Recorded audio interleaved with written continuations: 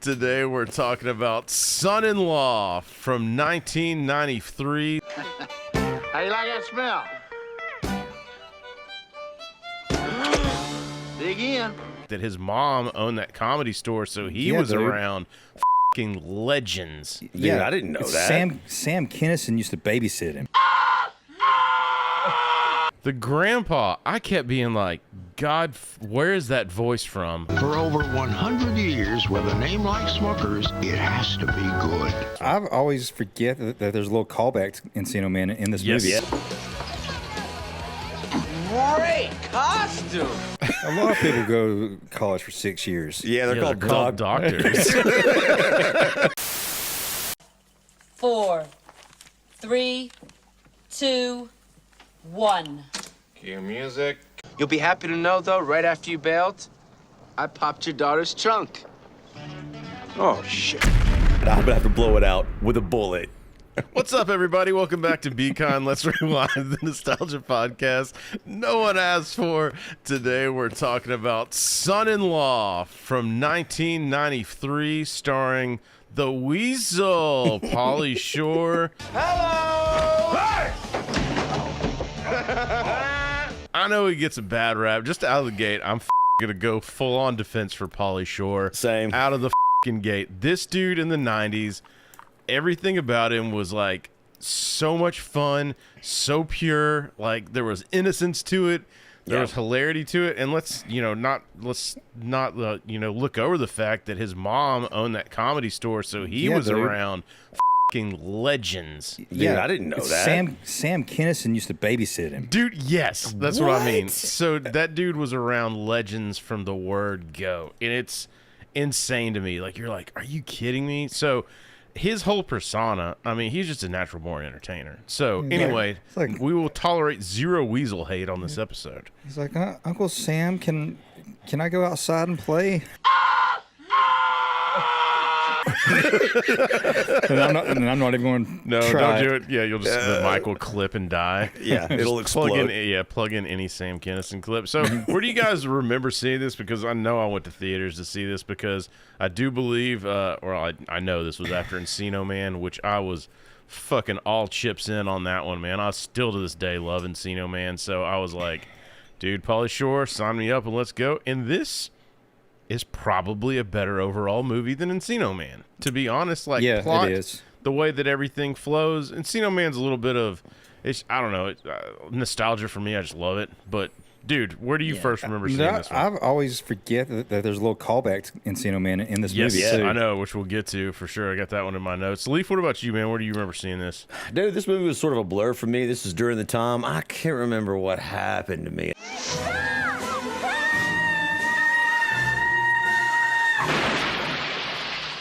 Oh, yeah, it's sort of so honestly the truth is I don't think I saw this in the theaters. This is probably a TV watch for me the first time I ever seen it. Yeah, and so you're like, do they even allow our kind in the theater? I thought things kind of slowed down for you at that time.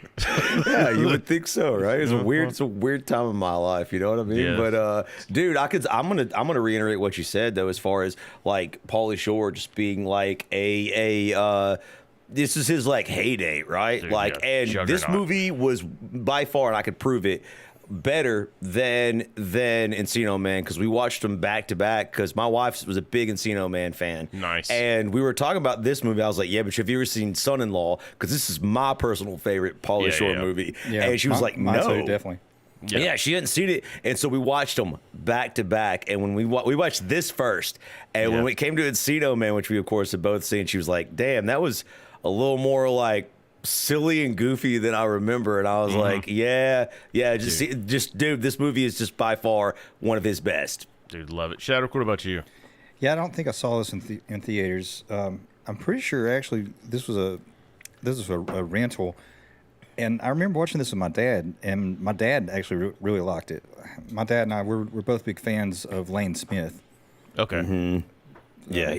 He's an excellent actor. My family also loved this film too. Like this is my mom still. If this is on, she'll watch it still to this very day. I've had ex-girlfriends, friends that were girls. all love this movie. Like, this is a universally liked movie. But when Chadwick was talking to his dad, and he was just like, "What's going on, Daddy?" That led his dad over to, God.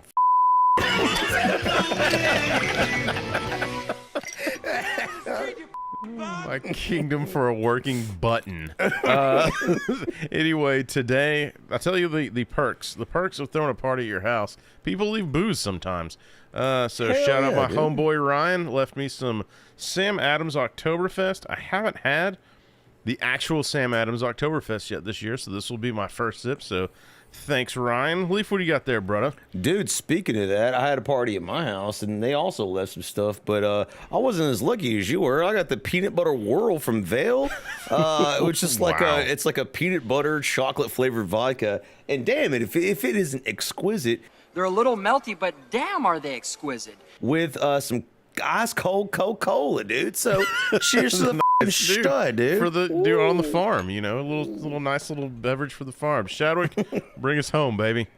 I've got the Chris Stapleton Traveler whiskey. Stapleton. You can see I was trying to get a little buzz the other night, and I may have overdone it. Yeah, that's a good night's worth, you know. Yeah, a full night. Yeah, I drank all not that. an hour. Not a 7-second gulp. Chadwick put a bubble in it. Man, but Chris Stapleton, that's pretty solid whiskey. You brought it over to the house before when we shared a couple of glasses. Also, Chris Stapleton, Smart Shot Podcast. Dude, I heard it was good. Please, dude. write a song about us. Yeah, do something. Jesus Christ, man. Also, want to shout out our rewinder of the month, Butter. Rockin' Church. Gonna keep it up for you every week, guys. It's all to say that you have rockin' tits. It's No. Yeah, you're a fan of rockin' tits. He wanted the rockin' tits back, and so we had to bring it back for him. He's not the only one.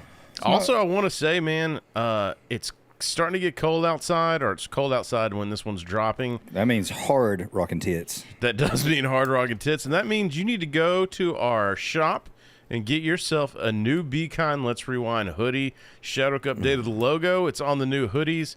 Brother, yes. I'm telling you, if you go pull up anybody's site right now. Like, pull up anybody's site. Leaf, you do it while I'm talking here. Go pull up anybody's site and look for a hoodie. And let me know what they're charging for a hoodie on their freaking site. Because I'm telling you right now, the softest, the bestest hoodie, because I've tested a bunch of them. Hoodie means something different on point. On hood. Yeah, not a hood, Chadwick.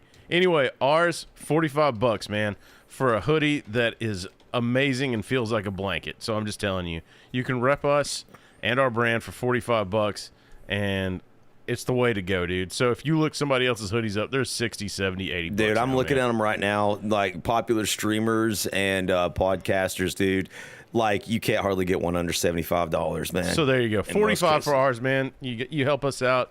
Rep the brand, more important. And if you want to be a Rewinder of the Month, be sure to comment on our posts, our social media. Just hit us up, Be Kind, Let's Rewind. And our hoodie is guaranteed to give just as good a workout as those other guys. Yeah. And if not, then you give us the extra $35 later on. That's from A to B. That's our motto. That's where we're coming from. That's from A to B. Anyway, man, go hit up our Spotify shop. To watch the hoodie as the $75 folk. I know. It's from A to B. Just hope nobody comes out with a $35 hoodie. No! So, all right, man. Leaf, why don't you go ahead and kick us off with some boring-ass facts? That's right, dude. Ladies and gentlemen, for the uninitiated, Son-in-Law is a 1993 American comedy film directed by Steve Rash, written by Fax Barr, Adam Small, and Sean Schweppes, starring, of course, Pauly Shore. Take two. Starring Pauly Shore, Lane Smith, and Carla. How do you say that, Chadwick? Yeah, that's right, asshole. It's not that easy, is it? What's her last name? Say it. I'm trying to find where you got it on the synopsis. Carla Gugino? Gugino? I mean, we could look these up phonetically when we start, but that's not our style. I just want to sidebar that has nothing to do with this. I just want to shout out Wikipedia that has this listed as the second installment of the Encino Man franchise. Where were you on that one, dipshit? Yeah. Where were you on that one, dipshit? What is that? Caddy's like, what the hell did I do to you, man? Well, if I can just for a second talk about Carla Gugino. Yeah. Not my favorite in this movie. Really? I think, yeah, I don't think she delivered some of those lines where she was trying to be cool. She was trying to mirror. It's hard though. She's trying to mirror Pauly Shore's energy and his mannerisms or whatever. But this girl was on Spin City with Michael J. Fox, and she got thick and God damn it. Yeah, dude, she is a she's a prolific actor. She's been in so many things. In this movie, when Sin she does City, right? Yeah, I think so. Yeah, Yeah, she was in Sin City, and also she had a small part in the Watchmen movie as well. Oh yeah, that's right. She was the older dude. She's still banging hot. I know. Man. I saw like a recent picture of her, and I was like, good for you, honey. But like, dude, she in this movie when she's doing the little giggles and the laugh and stuff, I was just like sold. Like, there's just take my money. Like you. And I mean, but then Kelly Kapowski does the snap. Oh get my over God. here, and I was like, we all came. Snapped all my pants. yeah, no, I was like, I gotta change my shorts. I told you not to disturb me when I'm cleaning my room. Go away, baiting. Sucking liquid sound. Stupid, dude. It was fine. Yeah, exactly. Take all that shit out. So also, your grandpa was Mason Adams, right? So that's Walter Sr. The grandpa, I kept being like, God, where is that voice from? Where is that voice from? Went through the IMDb, went through all this, and then I found out that there was a little preservative that was sitting in my fridge, Smuckers, with a name like Smuckers. It has to be good. Jar after jar. With a name like Smuckers, it has to be good. Was that him? That was him. That is the Smuckers guy, dude. Shit. That's what I kept fucking hearing. So every time in this movie, whenever something goes awry, he's just going to be like, with a name like Smuckers. And there's multiple commercials. I don't think he actually passed away until around I think it was 2005. Yeah, it was. So there's commercials as late as 2002, 2003 with him doing the Smuckers branding. That's why it kept bothering me. I was like, where the fuck is that? So anyway, Smuckers guy. So that's how our brain isn't works. that funny? Like sometimes you won't even recognize a face, but you'll recognize the voice. Yeah, and you're just like, and this one started to drive me like slowly insane. So I was like, was he from? I don't know why, but I kept thinking he was from the Grumpy Old Men. I was just like, he wasn't in Grumpy Old Men. I was like, I know he wasn't in Grumpy Old Men, and then I went back to like Burgess Meredith. I know, and then I went back to Burgess Meredith, like gonna take old One Eye to the optometrist. Looks like Chuck's taking the old log to the beaver. Looks like Chuck's gonna bury his boner. Yeah, looks like Chuck's taking the skin boat to Tuna Town. That movie's So I went on a big journey to find out that this was the Smuckers guy after I went down a rabbit hole of Burgess Meredith dick jokes. So, and this guy does look like the ventriloquist doll from, is it Jeff Dunham that has the old man? Yes, it dude. is, man, 100%. I wonder if he modeled it after him, dude. Like, yeah, he looks just like that. No, he modeled it after Joe Biden, I believe. Oh, excellent. Excellent work, dude. Mason Adams, dude, shout out, man. Same cadence. Dude, this movie was made for a budget. Same brain activity. This movie was made for a budget of $8 million and pulled in a paltry sum of $36.4 million. Massive hit for Pauly Shore, but yeah, off $8 million. Man, I figured. I Dude, that's at the box office. I know that this movie became much more of a cult classic. So there's untold millions that were made in DVD and cassette tape sales. Because, man, like I said, this one was on TV, for those of you who remember it, all the time. And you either like or hate Pauly Shore. I understand it. I get it. We're Pauly Shore lovers, I think, for the most part on the podcast. We are, and we will tolerate no Pauly Shore hate on this episode. That's right. Your comments deleted. Also, Pauly Shore sponsor our podcast. Come on the podcast, dude. What are you doing? Come on the podcast. We'll hang out. Dude, did y'all... Can we get him on here, you think? I think so. Dude, I think we can get him, man. Like, also, did y'all hear that he wanted to do, what was it, like a Richard Simmons? Yes. Like biopic? bro, Dude, he'd be perfect for that. I don't know if y'all have seen him recently, because we're probably going to use a lot of old photos of him. But, dude, like, now, like, him being so much older, God, dude. He would be that talent, man. Perfect Richard Simmons, man. I think I saw some video, like an audition or something for that. And he was fucking good, dude. I already was pushing for it, dude. Yeah, dude, I'm with it, dude. Sign him up, man. You know what? Now I don't even say that to be ironic. Now it's like stuck in my head. Yeah, same here. Thanks, Shane Gillis. Let's go ahead and sponsor our podcast. Yeah, sponsor our pod, please. Let's go ahead and kick this one off, man. Leaf opening scene from a South Dakota bumfuck farm life, dude. The film opens in a picturesque small town in South Dakota. The camera sort of pans over the town, and we zoom in into the football field of Lincoln High, where one Rebecca. Why are they all Lincoln High like in these movies? I feel like there's a Lincoln High in like almost every fucking movie. I think there is, yeah. And Rebecca Warner, played by Carla Gugliano, gives her valedictorian speech. So obviously, like, she's a highly intelligent woman, young lady, and in the audience, we basically meet the entire cast. So we just get it out of the way right now, but except for Pauly Shore here. Yeah, we got her father, played by Walter Jr. out in the audience, is one, of course, Lane Smith.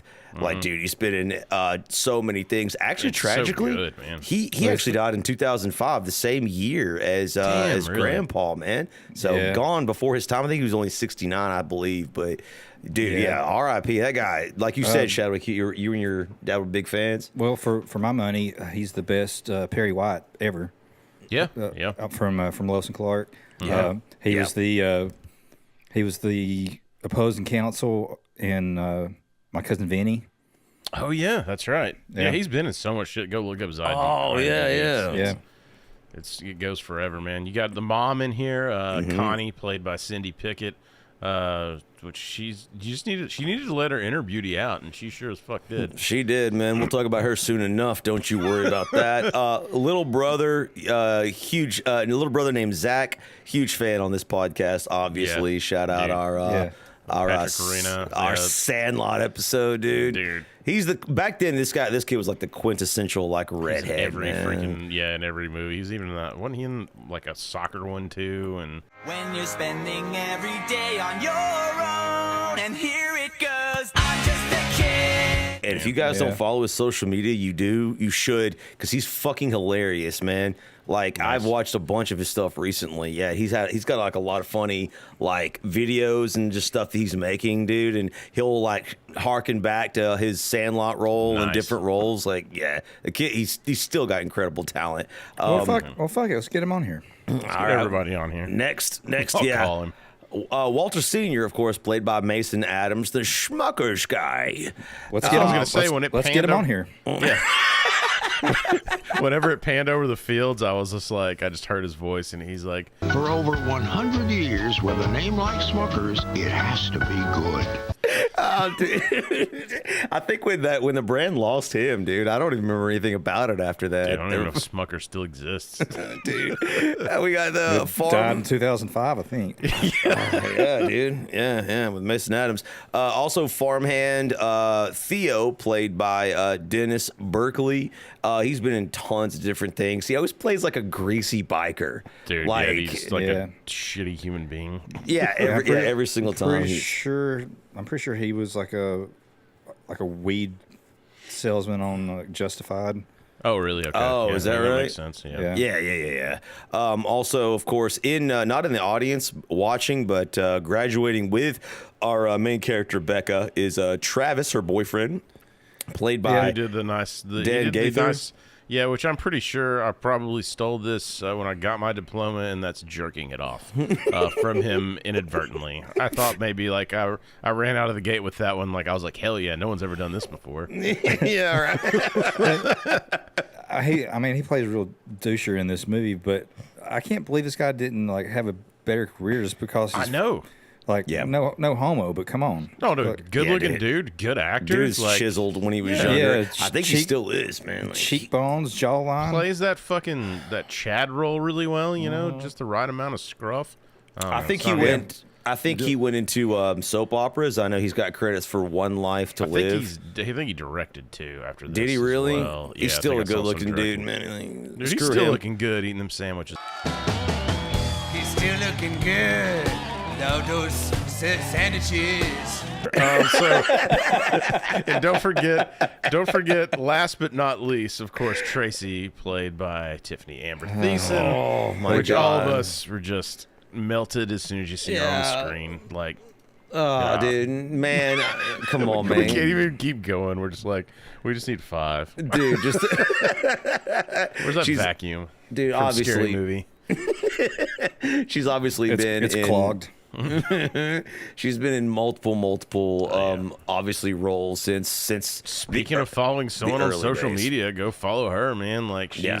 I guess, doing some mom things, but she's still looking good. Still looking good. His name is Jared. Yeah, I know. Yeah, she right? is, man. Is it weird you seeing her as a mom? Well, it's weird. Like, seeing it's the mom, like little dances, and she does like cooking shows or whatever. Yeah, you know? that's what I saw her doing. But it just it actually reminds me of one of my my son's friends. His mom like put shit like that on every job she ever had. She was trying to like kick it off on social media and doing all these retarded fucking dances. Just like, it's like stop. Yeah, you're like, have you seen our podcast? Like, Yeah. maybe you should watch that instead. That's a great idea. That's what she should absolutely do. Well, honestly, to me, I don't mind the mom shit as much. Like, you really have two paths when you're a woman, and ladies, don't choose the plastic demon path, please. Just let it go. Just accept momhood. The MILF status is dude. That status is covetable by men. It's still unless you have Kris Jenner money, because she looks like she got a fucking head transplant, dude. I know, but that's fuck you, billionaire Kardashian money. Also, they've also feasted off the souls of several. I men. started to say there's nothing natural about their looks. That is deals with Beelzebub signing blood. That's a cosign to here's this Olympian soul. Now fix my face. For however many remaining years I have. Oh, this artist right here. Yeah, my daughter got his soul. Here, you take that. Yeah, please, dude. All right. Allegedly. So that's basically the entire cast minus one Pauly Shore. We aren't introduced to him immediately. After the graduation that night, her dad, Walter Jr., tries to warn her about going off to college in California, liberal California. And he's got that voice, that southern draw on that, like where he's... Rebecca, I'm not sure that I've really prepared you for what you're going to run into out there. I just believe this is her dad. Like, when I'm watching this, and he's this sexually active liberal men in California from South Dakota. He does. He has the look, and I mean, I don't know if anybody ever had a dad like that, but he's definitely looks like dads I've known. Same. And he's just country. He's just born and bred and raised in Dakota. South Dakota, working country on a farm his entire life. Just has those kind of values, that mentality, sort of no nonsense. And dude, he is completely believable as dad. And of course, he warns her, awkwardly about the dangers of men and sex, and just like kisses his girl on the forehead and wishes her good night so they can get some shut eye. And she promptly his little angel, as she promptly rips off her little orphan Annie nighty to slut it up with her boyfriend in the barn, dude. In the hay. A literal roll in the hay. Gross. Literal. Look, man, there's fucking... Look, I'm just saying, when you're that age, your options are limited. Sometimes.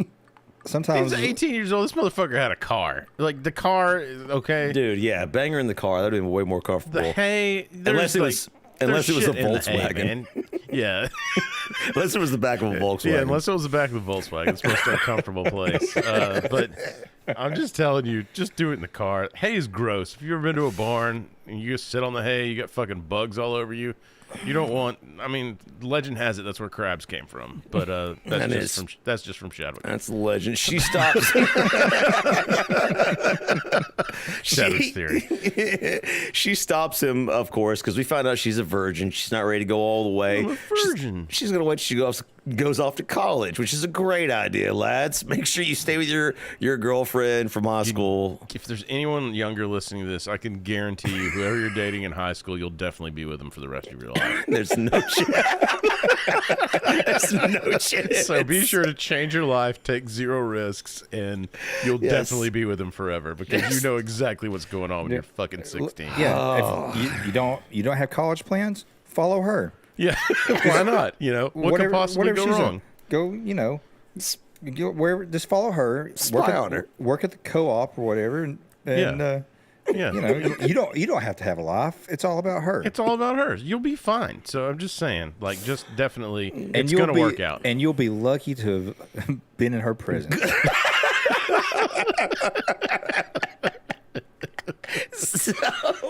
So the next day, but respect her. Don't fuck her. Yeah. Yeah. You need to stay in the friend zone as long as possible. Women love that, dude. Yeah. They love that. They're definitely not going to go to college to sow their wild oats. Maybe I should have gone to college. I don't know what your world's like. I mean, I can tell you this much. The next day, they hop in Dad's F-350 for a family trip to California, which, by the way, I had to look. I was like, wait a minute. Like, where is South Dakota? Like, I knew it was Middle America, and I was like, oh, it's like 5 states away. So they literally traveled like Middle 2 America. days. Yeah, they literally traveled like 2 days in Dad's Ford F-350. Dude, yeah. I mean, this is a lengthy trip. Like straight out of the driveway, the wife's like, "Isn't this a long way?" And he's like, "Jesus Christ, I'm doing the driving here." Yeah. And it's like sets a tone. Of the gate. You know that because he's not happy. She's going away to California, and I guess you just assume this is L.A. Like I don't know. That's what I did. Like it doesn't really say, I guess, but it's supposed to be. Yeah, and I mean, think that it reeks of like Venice Beach. Right. Yeah. That's what. Yeah. Before we get to the family, the classic family trauma outing, as anyone who's had a family trip will remember, I just want to say this is the perfect time to mention the fact that this is like really like a fish out of water story in 2 directions. Right. Yeah. Right? Yeah. Like you've got you got the young farm girl from South Dakota now headed out to liberal California, and in a minute it goes back the other direction. But like this is what I think makes these movies so interesting. I think they do so well, and I can't remember the last one that I've seen, like a comedy where you're sort of like, you know, I realize comedies are dead now in 2025, but hopefully they'll be resurrected soon. But like the whole fish out of water thing is fun to watch, man. It's never a bad combo. Because you're in column A or column B, right? So like you can see yourself in either one of these slots. Like if you're super reserved, you can be like, oh, that would be me. Or if you're like way outgoing, you can be like, that would be me. Or if you followed your girlfriend to college, that would also be another role that's, you know, you're the fish out of water. You're just taking some side gigs because you're just there for her, you know. She doesn't know it yet. You haven't introduced yourself, but you will one day. she's like, I moved. I changed my email address, my phone number. Okay, he's practically stalking me. Well, I didn't know all that, so I'm sorry. Oh, look at us. This is so us. This is so us. Psycho talk. And so we get to the family trip, and it goes as well as you think. The camera sort of cuts, and they're like in California already, and they're yelling at each other. Zach's being the young brother's being a pervert little shit. Shout out to his shirt, by the way. And it's like, dude, what did it say? Seduce me or seduce me, please. Yeah, seduce me, please. That's a good point though, Leaf. I never thought about it's a double fish out of water story. Yeah, I didn't either until he said that. That's smart. Thank you. But it is, and it's fun to watch both ways. And in the beginning, you sort of get like the country girl going to liberal California, and she's going with her family, and it's like they're all yelling at each other, like, which is classic if you've grown up in a small town and gotten on a vacation with your father, mother, and potential siblings, bro. And as I never went to college, I helped several ex-girlfriends move in and out of college dorms, and it is this with the mom and the dad and all that shit, like yelling and getting and like you've got other people's parents that are helping them move, and it's just everybody's in the fucking way. And then I was like, my experience to this was when I was like 19 or 20, and I moved out of my house into an apartment that sold meth. So that was mine was a little different. I had a little harder. It's the same thing. Edge, it'd be like moving to California. Yeah, I was a fish out of water because I didn't know what that sulfur smell was. Chris helped all these girlfriends move into their dorms and went home jacked off with a sore back. It was a sore back. Their moms are like, "Here, have a slice of Little Caesars pizza. It's been in the fridge for 4 days." Went home, fucked the sleeve of his favorite jacket. What? So she's in her new dorm room, which, by the way, this is also a cruel experiment colleges do, where they're just like, "Hey, we're gonna pair you up on a computer with a random fucking person, and guess what? You live with them now." Yeah. And so, you also see the tension between the son and the dad, right? Because the son's he's kind of a smart ass. He doesn't help out or anything. Yeah. And the dad, like we said, he's like, down to earth. Farmer dude, right? Is used to hard work, and his son's just Bobby Hill, basically. Dude, his son is just playing addicted on to video games, computer games, doing those damn doodles, video games. yeah. That's a good point, Shadwick. They do start to, you see sort of like the family dynamic, like coming apart. There's tension between the husband and the wife, like Connie and Walter Jr. The grandpa doesn't come with them, assuming because there's not enough like room for an extra person in the Ford F-350. Yeah, and also truck. I think earlier that day he had to record another voiceover for Smucker. So naturally, Smuckers is America's favorite. Do you think with a name like Smuckers, it has to be good? Of course. So don't forget that running theme through this entire movie. For some reason, it's a theme now. We didn't plan this, but here we go. We're off to the races. Off to the races, man. So she brings her chest. Actually, trunk. a thing a trunk that holds things, not her chest, not her cones, her chest. So she's got that in the room. Her brother Zach's going through the other person's shit for some reason. Dude, he's grabbing underwear. Panties and underwear and she just said somebody trying to look at her panties. God damn it! And he's running amok. They can't. He's supposed to have the key to the trunk. He doesn't have it, and so this leads Dad to go across to be like, "Oh, thank God! At least she's across the hall from the RA, the resident advisor, the authority on the floor." What he sees on the other end of that is not a human being; it is actually a weasel. Enter Pauly Shore, dude. His name in this film is Crawl. Crawl. If you've never seen the film, thanks closed captions, because that made a little more sense with closed caption. I was like, crawl, and I must have always missed the line about that's how he got home every day. Yeah. Oh, don't worry. Dad fucks up his name too, and it's great. I was gonna say, like, the whole movie is like crotch, crap. That's my dad's favorite part, dude. He laughs at that. I'm like, crotch. Yeah, but you get the nice Pauly Shore, I guess, doing an ab workout upside down, a la Antoine LeCunt from Deuce Bigelow, and he just like, hello. Don't leave me hanging. Yeah, no, right. Those little lines are what I fucking love. Just like the fun. Like, no matter what, it seems like he buddies up with somebody every fucking time. Like, even though he's fish out of water, he finds a way. And he's, like, got a heart, too, in this movie, right? Like, he's... he has, like, innocence. Yeah, that's what I fucking love it. Innocence and relentless positivity, even when he knows he's being, like, he's being sort of fucked with. Like, he just does it. He's unfazed by everybody else in the film most of the time. Right. And it's great to watch, man. That's what I love, man. But so they can't find it because he's trying to get a screwdriver to pop the old trunk, and, you know, Dad runs out. Time passes. Rebecca's, you know, shit's not going well for her.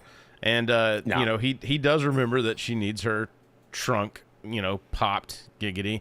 And so he comes back in there with a multi-tool. Well, she's never had her trunk popped. She has never had her trunk popped, and so he fucking pops that trunk for her so she can get in there and get her shit. Also, you forget too that her roommate's a lesbian, which her family is like, except for Zach. Zach's like, let me borrow your camera.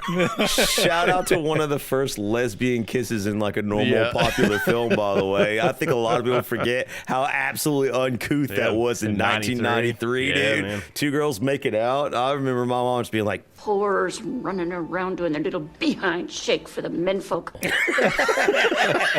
and now she loves this movie. So exactly. We all changed. But Mom's like, I want to see more of that Travis kid. Mommy, no. Mommy, no. So, you do get the Halloween party here, and this is kind of when Becca's. She's not getting along with anybody. She's not making any new friends. And Pauly Shore's outfit in this is fucking hysterical. And this is where you get the Encino Man shout out. Yep. Great costume. So they're talking, they're hanging out, and then all of a sudden Brendan Fraser walks up. He pulls a fucking frog plastic frog out of his... And then he fucking takes a bite and walks off, which actually leads me over to shit stuck in my head this week. Kashmir, Rajneesh, why don't you just chill? No buts, too. Link and I are cruising the mountain, bro, and we figure we's a little juice. No, we sing the juice. You see who that was? Do you see who that was to the right? Fucking Mooge. I can't believe. I thought it was. That's young Mooge, which is one of the reasons I selected that clip. I was Well, like, you know holy what? shit. Right after this clip we were talking about, where Encino Man is in this movie, it shows Rebecca walking down the hall with her laundry, and there's a cowboy and an Indian on either side of her. Yeah. The dude that's dressed like the Indian, I'm sorry, Native American, is that not the guy from Dazed and Confused that gets in the fight with the bully? He's like, oh shit, one of the nerds, the Jewish dude. Yeah. Yeah, maybe. I don't know. I didn't even notice. I didn't even look that deep because I was too busy being like, shit, young Mooge. after my probably ADD brain took me down a rabbit hole of watching Encino Man clips. Dude, but, also, that other guy, the Indian, is like a prolific actor. I know. He's been in Stargate. Like, he was in The Mummy. And every time I see him, I'm like, no, he's in the Jews. No, he's in the Jews. And he's been in that's so that many guy? Yes, dude. Oh, shit. That's him. Yeah. The guy from he always plays like an Egyptian character or a Muslim. Like, he's the Weasel the Juice Code. Shit stuck in my head delivers every week, you know. Dude. Also, shout out to Shadwick's artwork after the shit stuck in my head clip. Anyway, so Rebecca comes back to her dorm. This is when she finds her. We didn't mention it, but she took a little wood whittled horse that her grandfather made, and it got knocked off the shelf by some prolific fat fuck. And broke some its flinching leg. fat ass is like wearing girls' pajamas for Halloween. Yeah, for Halloween. And so like it broke the leg, and she's like, when do I get to see the goddamn sailboat?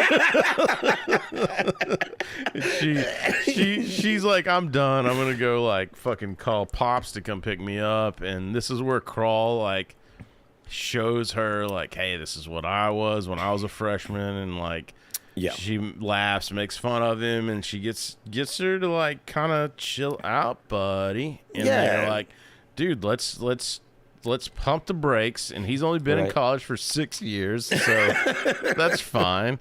A lot of people go to college for 6 years. Yeah, they're called doctors.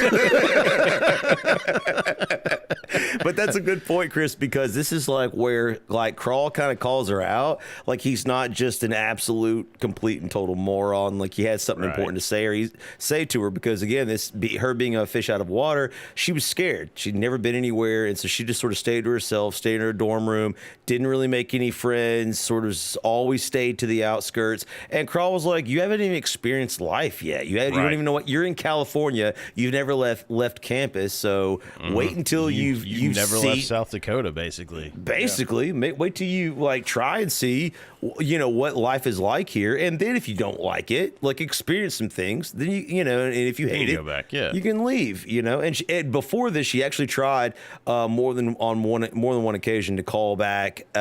She does call her boyfriend once. And we see a little snippet. Turns out like her boyfriend's not by himself. You know what I mean? He's been doing a little dabbling, but look, he's got some coals working in two different fires. Here, so he's got some coals burning, and honestly, rightfully so, as we found out later on. But hey, yeah, right. So and we're going to revisit that later on too, because he says something that continuity doesn't quite follow. Oh shit! Sweet. I don't think I noticed that. Yeah. So we get a montage basically. Right, and on this montage, I just want to say that like this is where she does her like full transformation, right? Like he's gonna take her downtown, and he takes her to go shopping for clothes. And by the way, and that dress that she gets, sign me up, dude. She cuts. But then she commits the carnal sin, dude. She's cutting her hair. I didn't mind her with the short hair. I liked it. I thought it was good. Like I'll take it. But the only thing good about that is the stylist that cuts her hair does with the hair shit afterwards. Much like the guy that cut my hair a couple weeks ago. I couldn't tell if he was doing a Native American howl or I didn't know back then, So yeah, we could. I'm pretty sure because he's holding up hair, I mean, it could be someone's head too. We don't know. Look, man. I agree. I agree with Chris though. She looks fantastic. This bitch's head off. And I know y'all both gonna be like, "Oh, it's because she's a redhead," and yeah, that's exactly He's why. like, duh. It's because her hair is red and it's freaking beautiful and amazing, and she looks awesome. I think she looks hot, and they start to go. They're going to the beach, which, by the way, booze watch at the beach. I think you probably both realized. Coors Light at the beach. Why is that? Well, because Bud Light ain't paying them nothing. I'm going to drink a Coors Light. That's a Coors Light because Bud Light won't pay me nothing. And hell, I might even get on top of my wife tonight. I'll never get tired of that. It dies with me. Yep, same. Thanks, Brock. Yep. And she sees the bodybuilder dude and says that his cones are bigger than hers. Becca. He's like, and I remember like Pauly Shore just hammered, like, and I'm in the front row and I'm hammered drunk off Coors Light. It's hard to do at the beach. You really got to fucking. But I mean, he's telling you. You have to really try if you want to get hammered off Coors Light at a beach. You're more likely to get heartburn before you get. That's very true. And so after this, I do have some notes here because they go to a bar. And you got some mud wrestling, and you said to yourself, "Well, there's wrestling on the movie, so what's Chris gonna do with this? That rascal?" And I was like, "Actually, I don't know. Let's take it over to the guy from Smuckers." No. So the first two girls wrestling, one of those girls' name was Hollywood.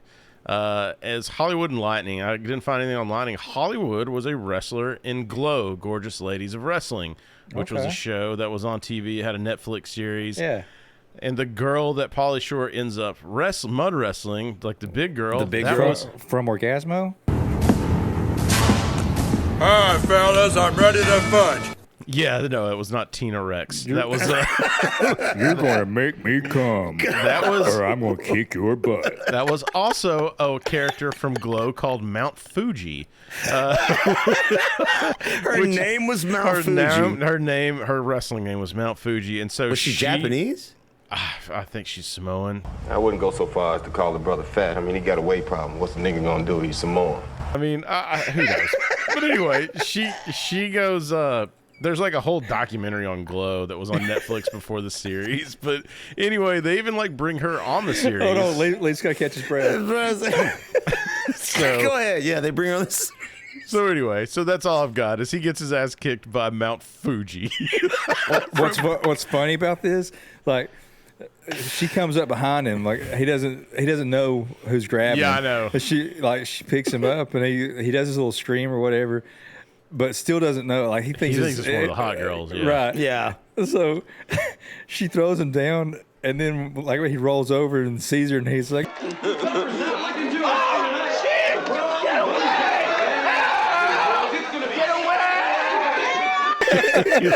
takes off or whatever because Becca paid the DJ to get him in there, and so he would wrestle or whatever. Anyway, funny scene. Shout out Glow, Gorgeous Ladies of Wrestling, which is still, they revamped that. It's still on TV now with new Ladies of Wrestling. So Nito Toledo, Chris has a problem. Good shout out, dude. But all of these scenes are basically to show that Crawl and Becca are basically sort of coming together and bonding, and she's changing, man. She even got a tattoo from fucking Flea from the Red Hot Chili Peppers. Yeah. Exactly, had dude. that fucking ink soaking into his brain, and his eyes go all crazy.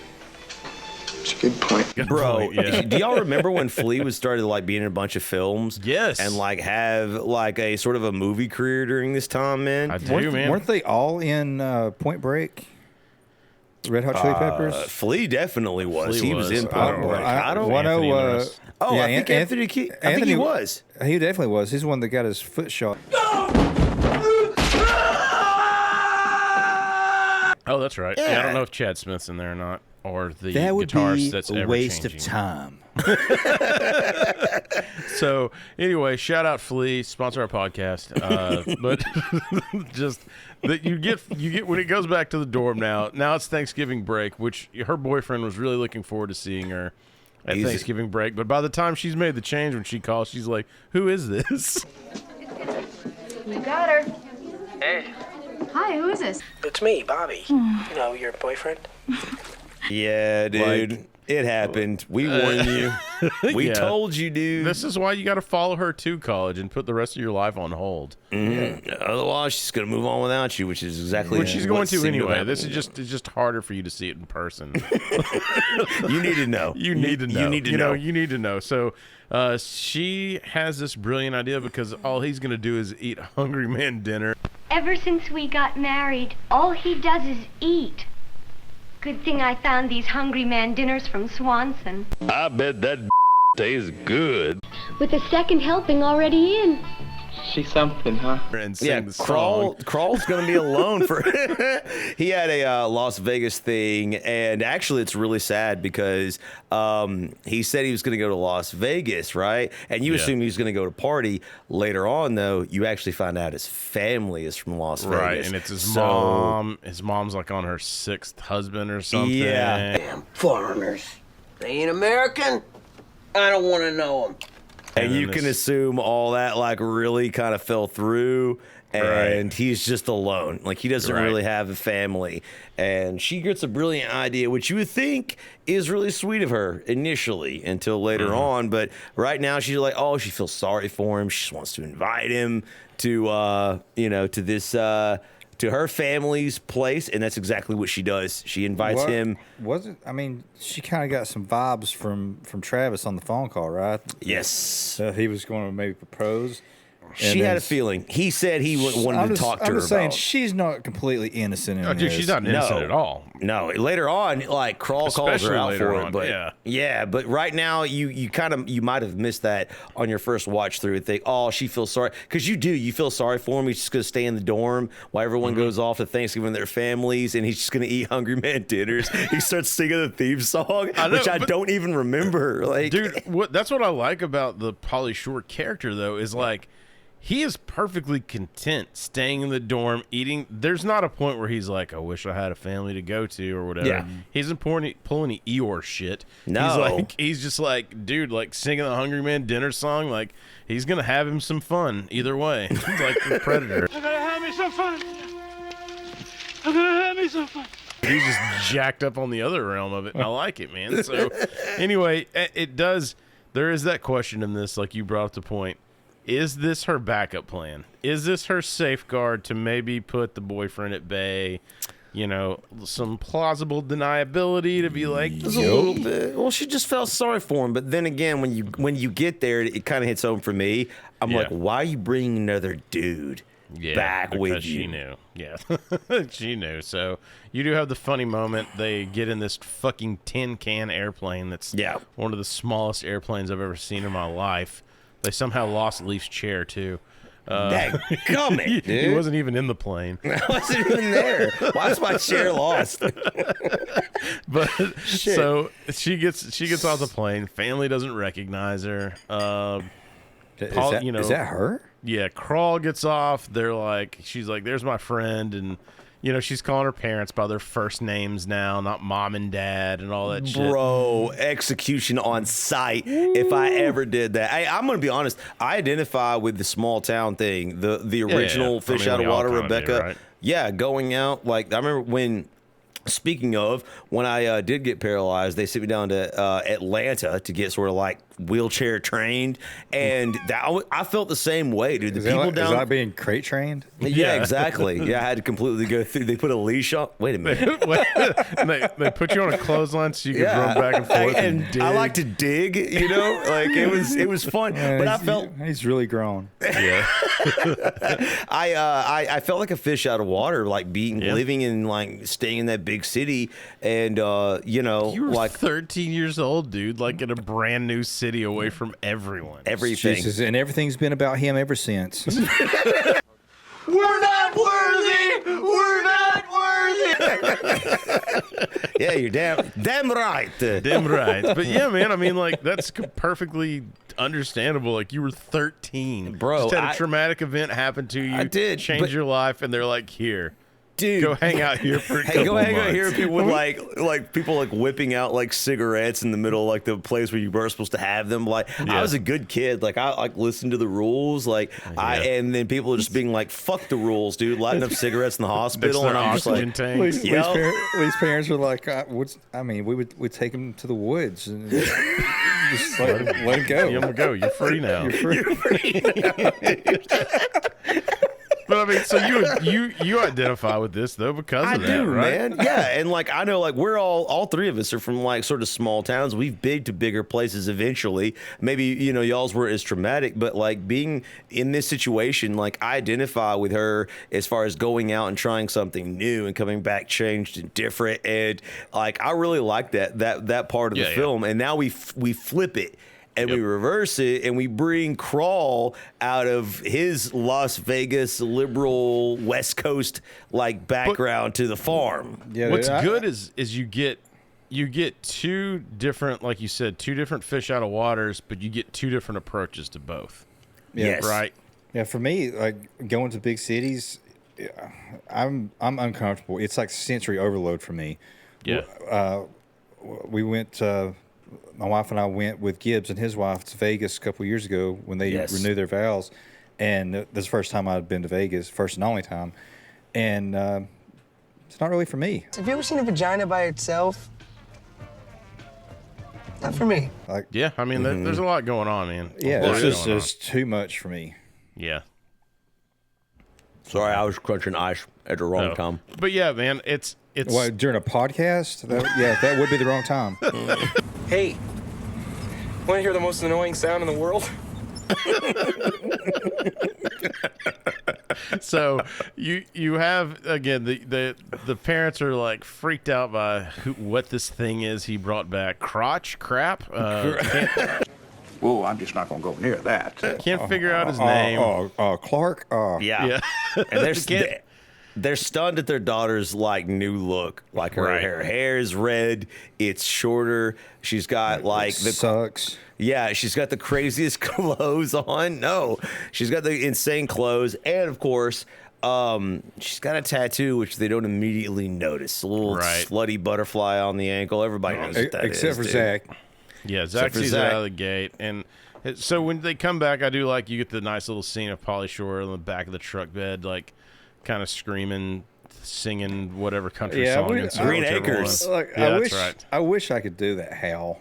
Yeah, me too. Dude, man. And even when you get back, like the grandpa's like, she runs up to grandpa because she's a grandpa's girl, and he's like, I didn't hardly recognize you. And she was like, Grandpa. What'd they do to you out there? Yeah, what'd you do to you out there? And he was just like, with a name like Smuckers, it has to be good. It has to be good. He also, I'm almost 100% positive he did one of the Cadbury egg commercials too. Dude, 100%. Yep. I don't know if y'all remember that one too. Yes, like, for sure, bro, dude. But that guy. now that he's back on the farm, he's gonna stay with Zach, which Zach ain't having that shit. He's not stoked about it. The mom's being, as loving as she can, being Mom is more soft. accepting than Dad. Yeah, Mom is soft. And Carl tells Dad, like, and don't worry, as soon as you left, I popped your daughter's trunk. And he goes, shit. Some of their reactions, especially Grandpa's, are so freaking funny to me, dude. And you get, he gets his introduction too, where he's just like, oh, y'all got chickens, and he's like chasing the chickens, and the bull Samson, with the farmhand kind of saves him, and you kind of get the, oh shit, like that guy obviously doesn't like Crawl at all. Theo hates him, dude. Yeah. Like instantly, because Crawl tries to hug everybody, man. It's like people like country people don't necessarily do that, like that affection. Also, he's dressed like an absolute freak. He's acting weird. He has the dad like hold the camera to film him, and he's like just swimming in the dirt, acting retarded. But he has like that cool kind of 70s hippie look. Dude, yeah, I dig it. I couldn't pull it off. But No, me either. I could wear some of those shirts he had, and then just my beer gut is just protruding out the shirt at the bottom. The only celebrity look that I could pull off is Chris Benoit, and that's not a good one. That's a bad choice. That's a bad choice. You don't look good in ties. He calls Grandpa Bartles and James, and that cracked me up. That cracks me up still. I know. He's like, "Are you Bartles or James?" Yeah. And, which was a shout out to this age in college. A lot of y'all don't remember, even me, because when I went to college, the college drink was Smirnoff Ice. Yeah, that's what the college kids. Obviously, we drank beer, but like, dude, the Smirnoff Ice. You remember Blue Sky? Yeah, Blue Sky, dude. And yeah, also basically those, like, there was Smirnoff Ices, there was Zimas. Zimas was the other one I was going to mention too. Yeah, like Zima and a Jolly Rancher. Come on. Yeah, and I actually never tried. I've never had a Zima. Really? Yeah, never had a Zima. I've had a. I don't mind it. They're okay. I'll get one on the podcast soon, just so I can pop my Zima cherry. Yeah, we all. Do they still exist? And if not, then I'll get a used one off eBay and I'll drink it. And it'll be 16 years out of date, and it'll be fine. So what could possibly go wrong? It'll be like the lemons on Wolf of Wall Street. January '81. They're fucking duds. Let's take 2 more each. Yeah. Yeah, and it'll just go. That'll be the one thing we do that goes viral. These little bastards were so strong, I discovered a whole new phase. The cerebral palsy phase. Yeah, it'd be like dumbass podcast host. Phone. I think they still. Wait, I think they were discontinued. Damn. Yeah, that sucks. Yeah, all right, man. So back to this. He back in his room after he fixes. He needed some grindage, so he went to the kitchen and fixed monster sandos. And he goes upstairs to Zach's room. Dude, I get hungry every time I see one of those sandwiches, too. Dude, me too. They're massive and delicious. It's got like the bib lettuce. Dude, it looks freaking great. And the meat. But so he's up there and he notices Zach's computer. I need to start eating dinner before we do this. Ham sandwich. He says what kind of computer it is. And, Zach's like, basically like, how do you know like what computer this is? And he's like, don't touch it. Because, well, Zach, we know he has a nudie magazine stash. Nudie magazine day. But apparently, Zach, pre-internet era, has found a way to download some viruses on his computer as well. It was the first iteration of Napster, I believe, if I'm not mistaken. Yes, exactly. Yeah. So, anyway, he finds out like he's into computers and big boobs, as you have in your notes here, Leaf. They both like nugs. Dude, and Travis fucking needs to have a word. So the boyfriend is mad. Dude, he's the only one that should rightfully be upset more than anybody else. Hey, can I tell you guys a quick story about boobs? Yeah. Sure. Sure, mister. My son, he's 20 now, but when he was, God, I don't know, what age did you start like riding the school bus? Like 7? The short one? Yeah, pretty much the whole time, dude. Yeah, same. No, probably like, kindergarten, you can start riding the bus. I mean, it 5, was 6, 7. Somewhere. It's like right around that age, but we got him one of those. It was like a tablet, like a little Samsung tablet or something, and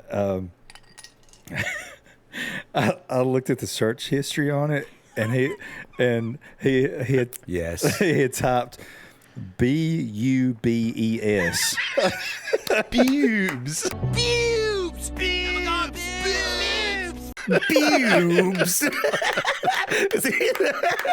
South Park owes us a royalty check. They do. And I was like, oh, do they do it on South Park?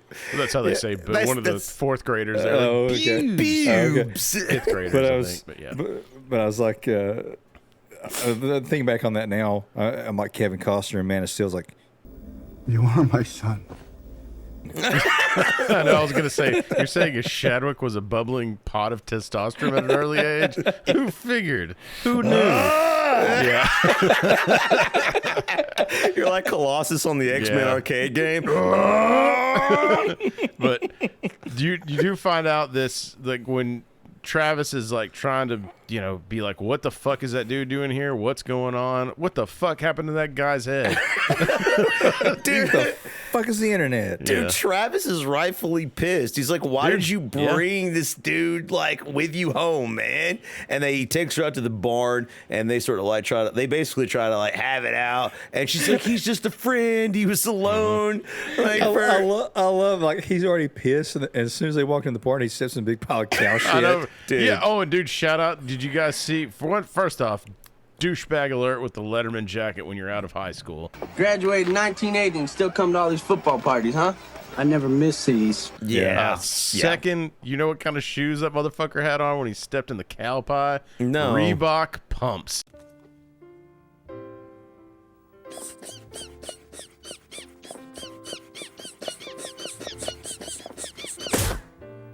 Go rewind it back. I fucking saw. I saw the fucking little orange ball on it, man. So there they were, the Reebok pumps. He just ruined a pair. They support your ankles. That's what the technology would do. The Technology air of pockets. them just selling us shit is what that technology was. It was like blast processing from the same shit. Exactly that. It was the same marketing campaign, the same marketing people. But so she talks to walk us through this because she's saying, hey, she Biz Marquis' ass.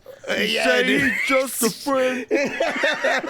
She tries to pretend, he's just a friend. Like, how many of us have ever heard that one, dude? You're at red alert, guys. Dude, yeah. Big red flags everywhere. She just brought some random friend she met in college back to her house. But how pissed can he be because he's been fucking Kelly Kapowski the whole time? We don't know that, except for the fact that we do. How mad would you be if you fucked Kelly Kapowski? Would you be capable of being angry after that? No. I mean, I'm gonna call me Slater, dude. I'd call me Slater. I'd blow it in her and I'd be like, I just remember where I left my retainer in 8th grade. All the cloudy judgment just like goes out of your brain. Can you imagine the clarity of Nuttin and Kelly Kapowski? Do you be the fucking Dalai Lama after that, no, dude? like you're just like I'd be good. like figuring out equations and shit. You'd be like, this kind of sounds a lot like Good Will Hunting. This is the plot of Good Will Hunting. Like balancing my checkbook and figuring out what 401k actually Shadwick's is. like, so anyway, Ben Affleck's my best friend.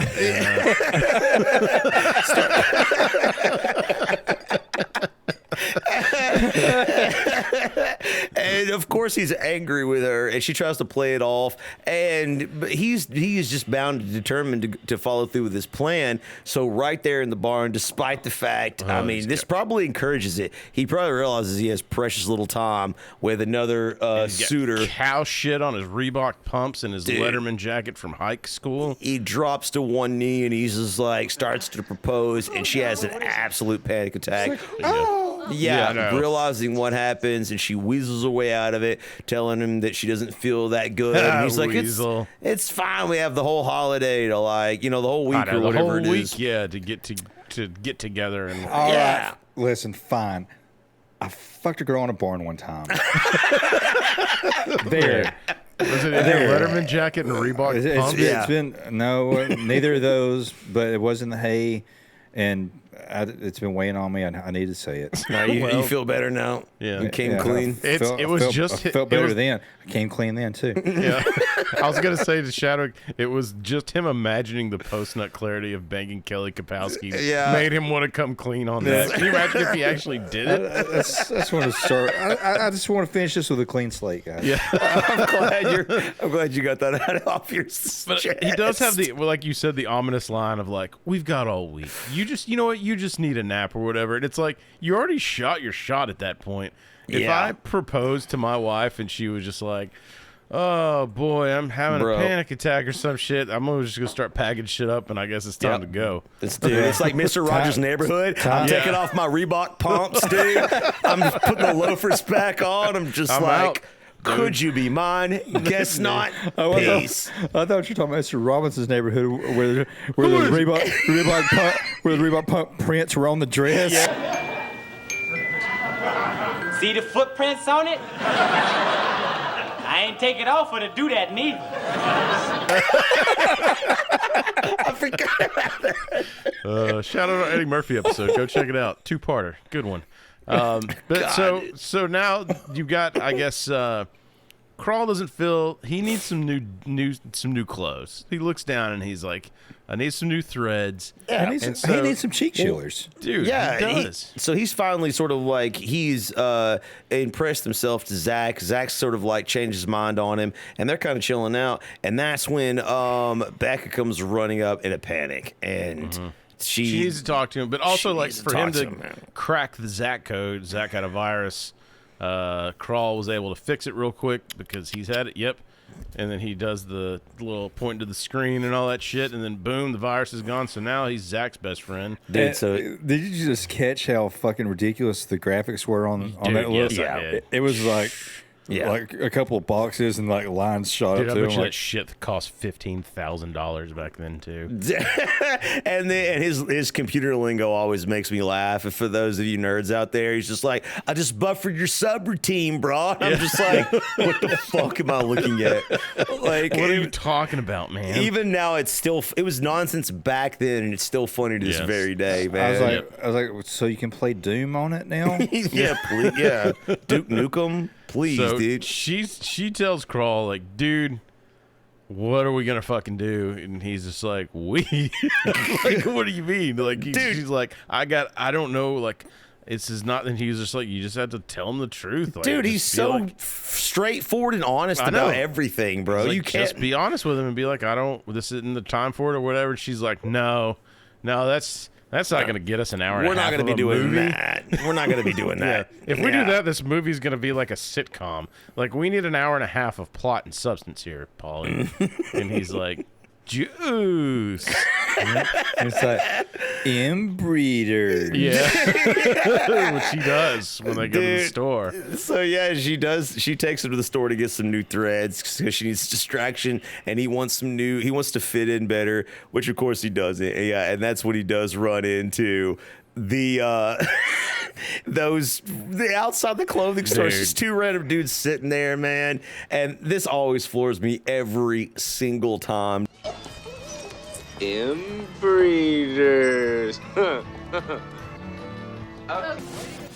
It's a smart art. Dude, when he walks by them, like you all play the clip like in your mind, dude. Inbreeders. It's so good, dude. so fucking funny, and you get I mean, this used to be in every 90s, any 80s movies, the trying on different clothes thing, but he only really does the one. So this is where I get confused. He's got some chaps on that he's wearing in Rootin' Tootin' Rhythm, and so when it has the shot of the front of the chaps, he's got jeans on underneath. And then he turns around, and I'll be goddamned if he's now just bare-assed walking back to...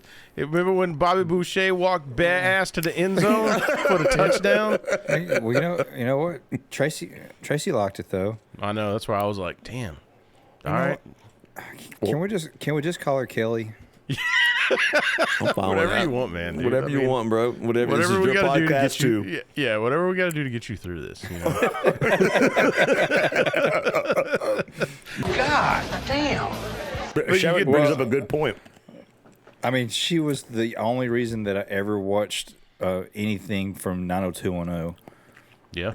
Because her name on that show was Valerie. She was hot, and she had everything, and she had even implants at that point. Thanks for the memories. God damn. but Shabbat brings up a good point, because while Crawl is trying on his ridiculous assless chaps and his outfits, cheek chillers. Yeah, his cheek chillers. Oh, by the way, there's another funny line in this. Like, there's a little girl that comes up. It's like, and she like comes up near Crawl, and her mom grabs her, which is my mom used to do this to me when I was young. She's like, get away from him. I know, it's just such a southern accent. Like, Yeah. We need the hat for the Sure, wait, get away from them. Oh, food. Okay, Crawl, the dressing room. I need more. Because he's such a freak. Like, it's like she doesn't want her daughter anywhere near Crawl, which who would? Because he's an absolute freak. But Becca does run into her old friend. Could you say rival? Maybe even perhaps Stacy. Frenemy. Yeah, because even at the graduation, while Becca's giving the valedictorian speech, she's sitting next to old fucking Skidmark Steve. So. A couple of hand jobs, no expectations. Travis, yeah. And so they finally meet, and they do probably one of the most realistic scenes in the film. Yeah. They do the fake girl. Oh, hi, you look fantastic. What have you been up to? Oh, bullshit. Hey, girl, hey. Bro. Dude, it's the same. I mean, well, we've all lived this, right? Especially like when you're out of high school, or say like you worked at a shitty job, and then it's like you've left that job. Like, you know, we have work friends and real friends in life, and that's just how life works, right? So you've left this job, you haven't seen this person in forever. You see them, and you may have been cool with them too, and you're just like, oh, hey, what's up, man? You're like, hey, how's it going? And then you're like, big gulps, huh? See you later. Well, see you later. Yeah, and it's what do you say? Like, and that's what you have in this scene. She's just like, oh, hey, I didn't really recognize you. And she's like, yep. And they're like, big gulps, huh? You know what? It's exactly that. Like you said, I got an old work friend. You're like, I'm sorry you're still at that fucking sorry ass job. Yeah, I know. Well, she's like, I'm sorry that you're still in this sorry ass town. Exactly. It's the same shit. Like, it is. We find out, but I've grown. Yeah. And you find out Stacy, like Shabak's right, you find out Stacy's like kind of a lifer. She's like one of the small town girls that, she had big dreams and big plans. Because Becca's like, I thought you were going to New York. And Stacy's like, yeah, still saving up some money. Saving up money. And she's like, nice cones. And she's probably never going to leave. And that's just kind of like that awkward interaction, man. Working at the bar, all that shit. Like, you still working at the bar? You have a baby. In a bar. Yeah. It's because it's literally exactly what it is. So it's a really awkward conversation. So optimistically, I need to send every episode to Elon, because he's going to catch one of them. He's going to watch one of them. You know what? He's a big fan of Princess Bride. And he just needs to get, and Total Recall, obviously. Obviously. Yeah, obviously. Being that he based his life off of that one, dude. So we're the only ones that's called him out on it. I Googled it. So just have him. Mars Attacks, maybe? Yeah, dude, just have him fucking, just give us your money. Take some of that money and give us that shit. That's fine. Just give that shit away. $10 million. Just give us that, and we'll put it in ads and shit, and it'll be fine. Everything will be good, dude. Don't worry about Anyway, that. Yeah, we'll definitely use that money for positive the podcast. Yeah, definitely won't be on an island. Our wives come back home. They're like, "Hello."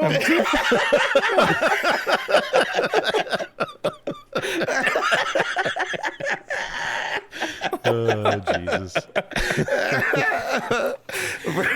Step one. Yeah. And so we come to the awkward Thanksgiving dinner at the restaurant country club. Like, where Probably are we? the same country club from Caddyshack somehow. Somehow, Like, dude. It's really We're waiting. Yeah, we're waiting. So there, unfortunately, this one doesn't have our boy. Daggum, I just fucking drew a blank. Rodney Dangerfield. Yeah, this doesn't have Rodney Dangerfield in it. That would have made the scene incredibly much less awkward and more funny.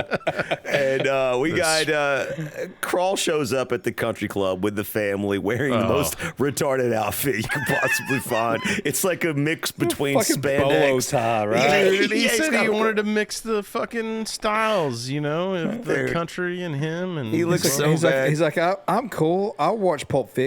Yeah, exactly. Yeah, So- he does, and he looks ridiculous, guys. Like, and of course, everyone notices how insane he looks, and they're all laughing. Obviously, Zach's one of the only ones that Dude, likes he's it because down with it, yeah. he likes the chaos because everyone's like freaking out about it. I know he's Michael Jackson eating popcorn in this whole movie, watching everyone freak out. Like, and obviously Becca doesn't seem to notice. I don't know why she would have noticed. Like, she's from that town. Becca's a bitch. Yeah. So you get this? This one's again, Travis. I mean, does he just want part of this farm?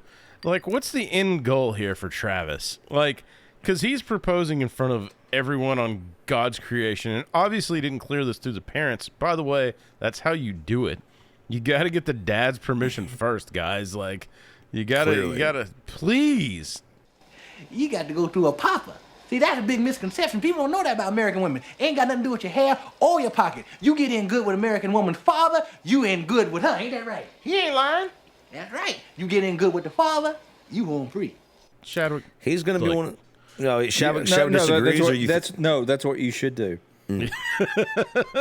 Chadwick, that's not what I did. That's not what I did. Unless you're on your third one. And I mean, if you're in your fucking 40s, it's a little different from a 19-year-old girl, you know. Yeah, true. Yeah, especially for in the country setting. Like, I don't know if anybody else like yeah, you do have to go through the dad. Like, you're gonna be banging this little girl. Like, yeah, dude. So he stands up to do this grand. Shout out our Coming to America episode. Yeah, he does this grand presentation of he's gonna propose to her, and in then front of everyone, stomps on Crawl's foot, and because she's roped Crawl into this, how am I gonna get out of it? Stomps on his foot, and the first thing that pops into his brain is, I just wanted to say, that Travis is too late. Whoa, this is getting good. Yeah, because a couple weeks ago at school, I already asked Beck to marry me. Oh, no. And she said yes. And everybody's like, God damn. And so now, not only is Travis like devastated, rebel. Yeah, he's also humiliated. The audience is gasping. The family is aghast. Everyone, like except for Zach, who is just. Dude, he's just about to rub. He's about to rub it through his jeans. He's having a blast, dude. He's just watching Travis the chaos. Has been shot down.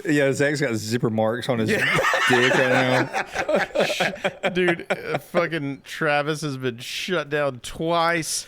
He's got fucking cow shit on his Reebok pumps. He's not gonna get off at all. No, like, dude. This is a bad fucking day for Travis. He rightfully stomps out of the country club, humiliated, angry.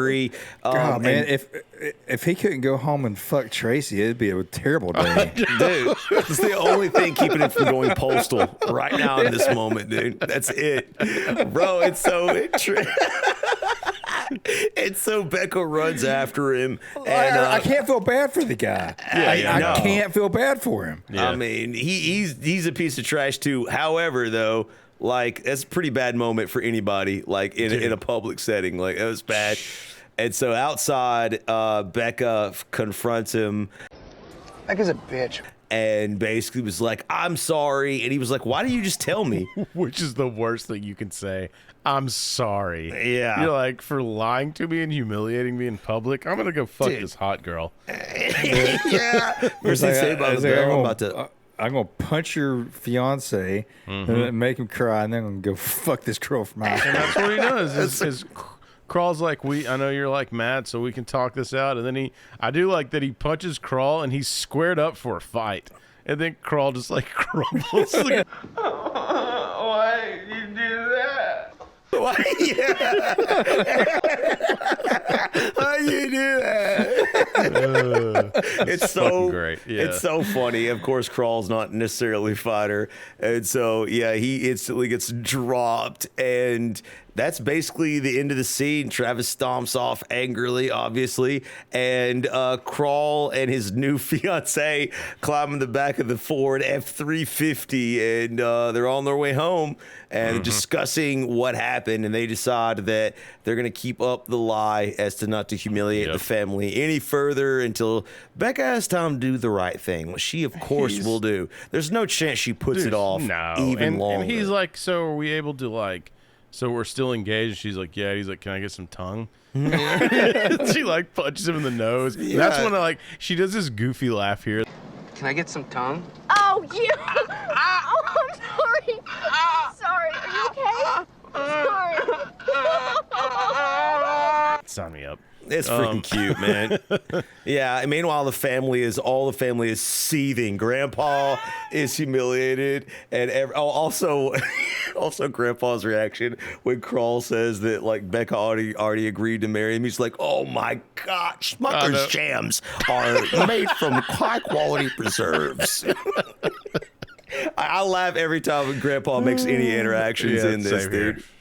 Save here, man. I'll say, she's still calling her parents by their first fucking name. Like, did you guys ever go through that phase? No. It would have been my dad would smack the taste out of my mouth. Dude, same here. It'd be like Will Smith. Yeah, I obviously received corporal punishment when I was a kid. I was spanked for my grades, for lying, for nearly killing my brother on a homemade ramp that we made into a launch pad. He shouldn't have been standing there. You know what I mean? But let me tell you something. If I had ever called my mom by her first name, my dad would have squared up so fast, and I'd be like, what are you doing? Like 30 styles boxing immediately. Oh, dude, yeah, put your dicks up. I got fucking no dicks up, man. You got nuked, man. So you do done.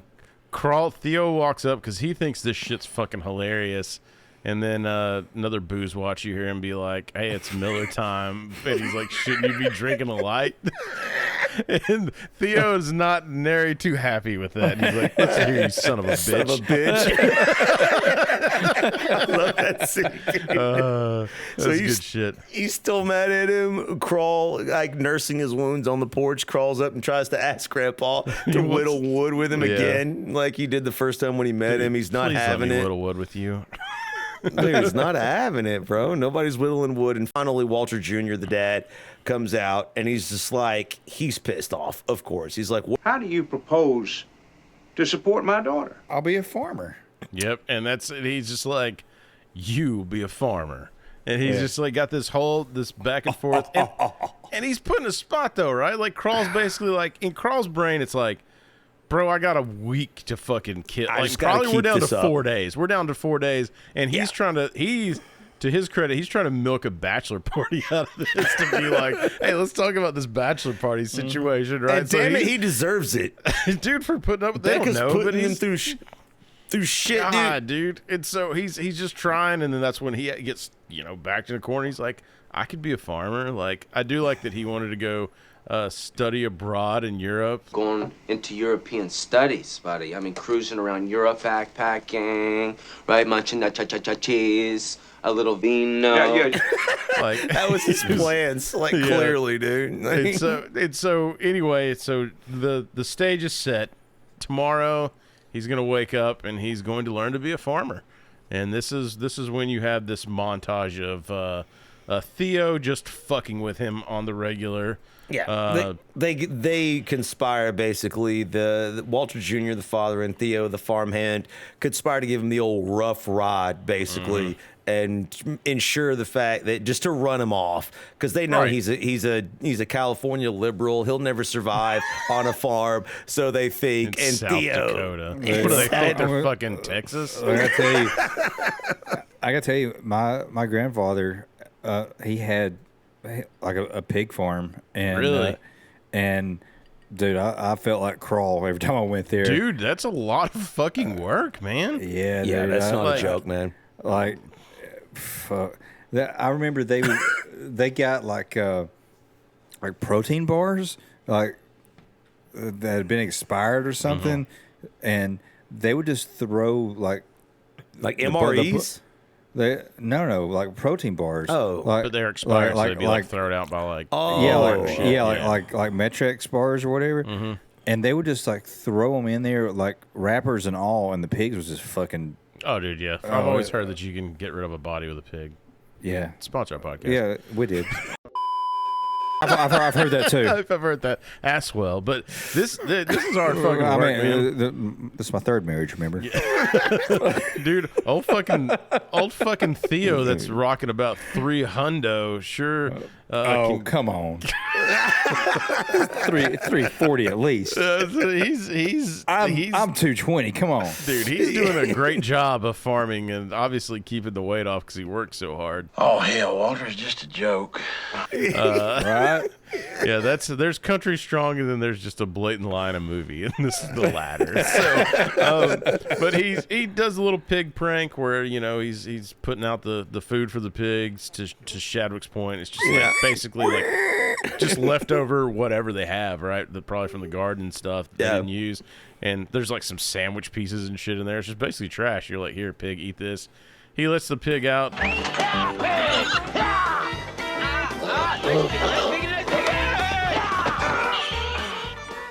Runs him over, and you have all these. The one where he's milking the cow. Here we go, a little milkage. Check it.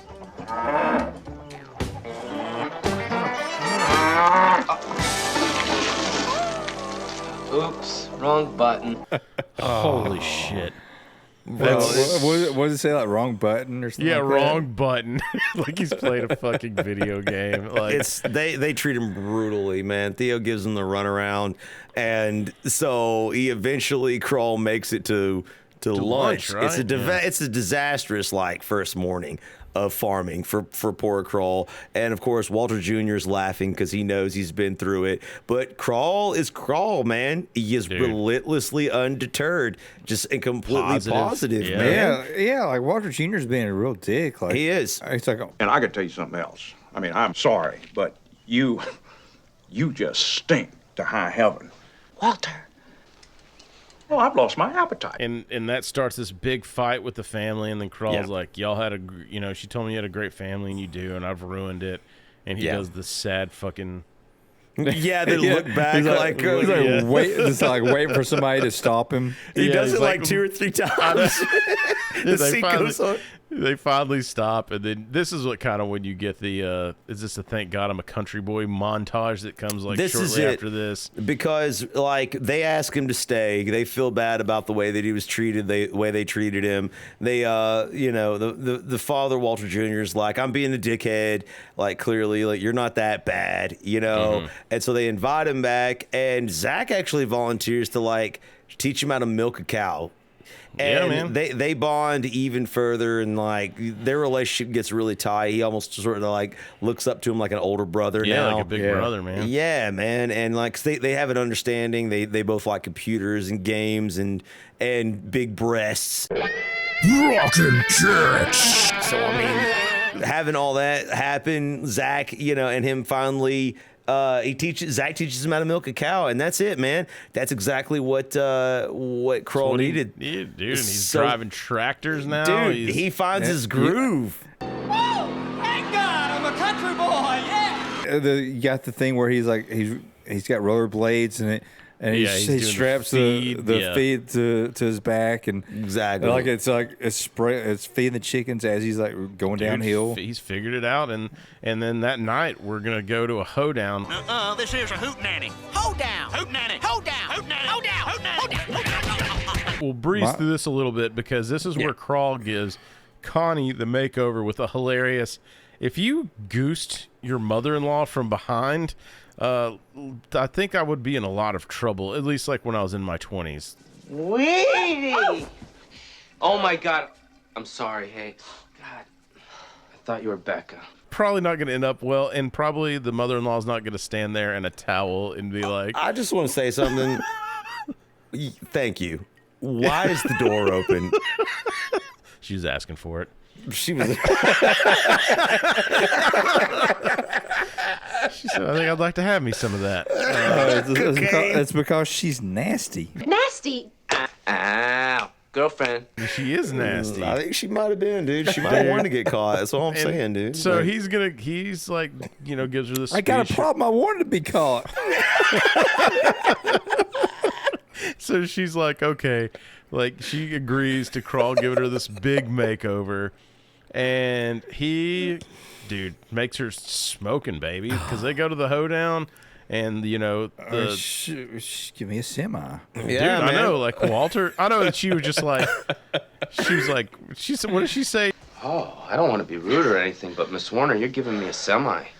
Well, thank you very much. She dismisses it like she obviously doesn't know what a semi is. Like, she just, like, dismisses it and goes on. But, like, when they get to the dance, she comes in, Walter Jr. hasn't seen her. Yeah. And so he sees her, and this is because they come separately. Her and Crawl come in the other truck or whatever. And so when they walk up, and she's like, well, what do you think? And she's all self-conscious, and this other guy, like, goes up to, like, ask her out or whatever, to dance or whatever, and he's just like, excuse me, would you like to dance? Hell no, get out of here. Like, he's fucking mad. And this is one of my gripes in this movie, and this is just a gripe for me in every fucking movie.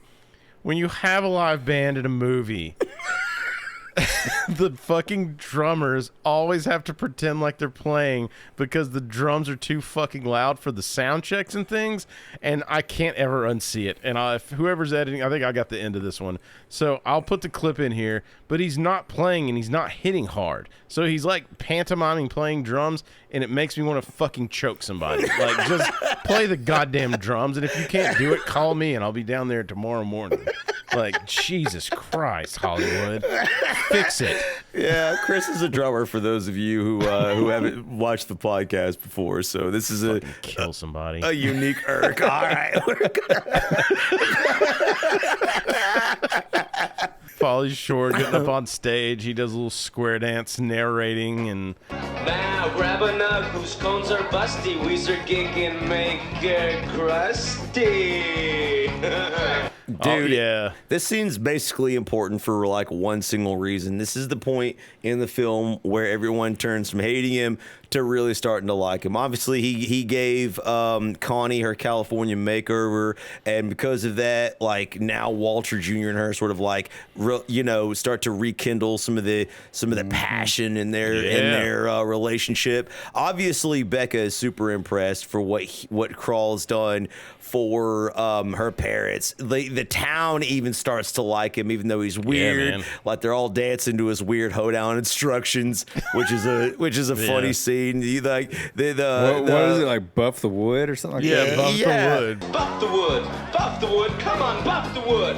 It's really weird. Like, the old hoedown guy like tries to like stage dive, which that was on the previews. I'm pretty sure. Like, that was a scene from one of the previews. But that was it's this whole, like, everybody's in a great mood. They probably had some drinks, including, and this is the most important scene, old Travis decides he's a change of heart. In fact, he's going to throw a bachelor party for Crawl, and he invites him to a bachelor party. Crawl is all that is trusting and good in this movie, but that is a fucking red flag. Yeah, I was going to say, you know what? I don't trust it. Yeah, I would just be like, what the fuck is going on? But when they get home, old Walter Sr. wants to have a talk with Walter Jr. We need to talk, Junior. Dad, give me a little rain check on that, okay? he's about to go up and do a little smush. Smush, smush. And so, Snooky wants smush, smush. Snooky wants smush, smush. And so he goes to smoosh. And then you have Crawl and Becca outside. And then, you know, they have this back and forth. He's like, can I take a rain check on that? Yeah. No, dude. Connie, no. Connie, no. And so they have this moment together where they're outside, and it's like you can see there's like feelings between the two. They lean in to kiss, and Walter Sr.'s like, Don't mind me.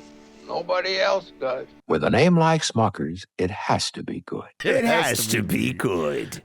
So he does let Crawl whittle wood with him, man. Dude. Can I please whittle wood with you? It finally happens. Yeah, dude. which is He one of my lets him favorite in. parts in this movie. I do like the bonding with the old dude, like where you're like, yeah, you get to whittle wood with the Smuckers guy. I mean, that's a fucking big deal. And so Crawl's turned everyone to his side, damn near, except for maybe Walter Jr. The dad is still a little bit. Yeah, he's but still he doesn't a little. care. Did you guys pick up the note the next morning when he's just like, they come down, you know, Walter Jr., he grabs his wife's ass and everybody's frisky and happy, and he says, Thanks for leaving me with the semi last night. So he borrowed like Zach's Playboy and fucking got a release or some shit. I forgot what the verbiage was. I was like, he fucking jerked off in your brother's room. And she was like, good. What are you going to do? Yeah, it's an epidemic. And she was like, good, I'm glad. Because he said he got the poison out. That's what he said. Yeah. Got the poison out. It is, right, Shadow? It's got baby batter on the brain. I'd be lying if I've not used that term before. Yeah. I got this poison out. Yeah, I got to get it out of me. I'm not going to be able to sleep. I can't do it myself.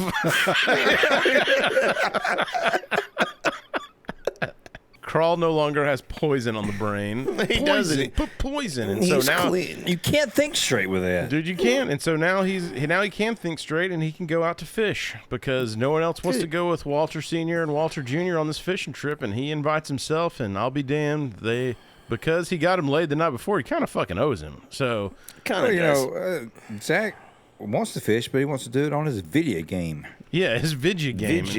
Yeah. So this is an important scene because Bobby with a damn video game. This sort of shows generational trauma, like in the family. Yeah, that's true. Like not to make things serious, but like there's an undertone of that the entire film. The grandfather sort of runs down Walter Jr. and yells at him. Even the very beginning of the movie when he's packing the suitcases to till it. Just doesn't do anything right, and he's you know critiquing the form he's using while he's fishing. Yeah, I don't understand why you do it that way, but then you start to think, which Crawl points out, is like, dude, you're doing the same thing to your kid, because it's what he knows. So exactly, and he calls him out on it probably for the first time in his life, and you can kind of see, even though he's offended by Crawl mentioning it, he's kind of like, "Who asked you?"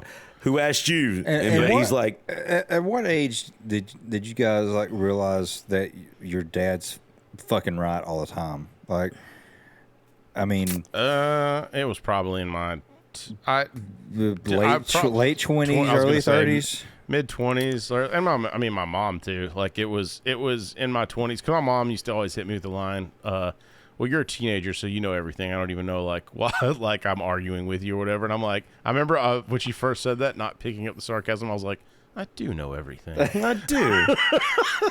And, like, now I look back and all the shit Mom warned me about or Dad warned me about, I'm just like, God damn it, y'all right. Thankfully, my son, he's pretty smart. So, like, I feel like he's starting to listen to me now. But for a while, it was like, if I wanted to like relay something to him, I would just like I tell you, Chris, like, hey, tell Gavin this because like he'll listen to you. like anything coming from your father. Well, but it's just that's just what you do, right? That brings up a really good point, Shadwick, because like, did y'all have adversarial relationships with your father? I never did personally. Like, really. I didn't, but like, I think the more adversarial relationship that you have, the more you tend not to listen to them. Like, I don't think it was being adversarial. It was just like coming into your own adulthood. Like, you want to make your own choices and your own decisions. You do.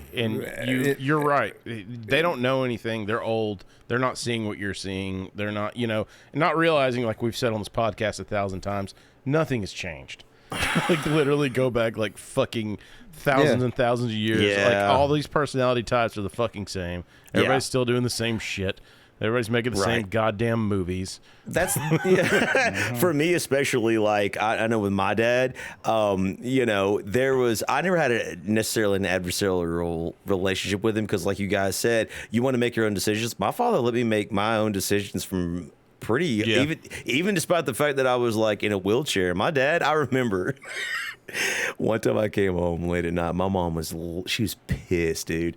And my dad came out, and I thought I was about to just This is why you're in a wheelchair? Yeah. I thought I was about to be like a quadriplegic instead of a paraplegic. my mom basically, like, we get in a huge argument and we fight. Like, I wasn't even that late, maybe I was an hour past my curfew or whatever. Like, I mean, that's not even that late, right, guys? I was leaf late. Yeah, right. Like, it's not even that bad. Like, he had to restart his PC. My mom was so bad, dude. And like, we get into it. My dad comes out, and I'm like, well, I'm fucked. Like, I'm about to get the mother of all beatings. So I was probably like 17, and my dad was like, look, he was like, can you be on time, please? Because your mom's making my life a living hell. And I remember started laughing, and he smiled at me, and he was like, here's what your mom doesn't understand. He was like, we can't protect you. He's like, you're out there doing God knows what, doing whatever. He was like, I raised you. He's like, your mother raised you. We taught you the best we possibly could. He was like, she can't let you go, though. He was like, but I know the truth, that we cannot protect you. You're going to do what you're going to do, and that's the way that it is. And, but please, for me, can you please like be on time and come home when your curfew is? He was, because if it's up to me, he was like, I don't give a shit what you do. He was like, go on out there. He was just like, do whatever you want to do because I know you're gonna do it anyways. And I was I mean, there's something to be said about like your parents like letting you live your life or whatever. Yeah. But also, I mean, I'm 46 years old and I'll still get like a text from my mom, like she'll send it to me and my wife both, be like, hey, it's really foggy outside this morning. Y'all be careful. Yeah, exactly. I'm like, how fucking endearing is that? Dude, I get it from my mom. Like, especially if there's bad weather, it's like she lives in Harrison or whatever, and she's like, "Hey, are you guys okay?" or whatever. It's like, it's cool. We've got good parents. It's a mother's energy, dude. You literally. We're not like that fucking Andy kid that didn't have a dad. Shout out our Toy Story episode. So back on track during this fishing trip, as you start to unpack all this trauma we just talked about, the Walter Sr. starts to have an episode, and this is when Crawl starts to try to assess the situation and give him CPR. Plug the nostrils and administer mouth to mouth.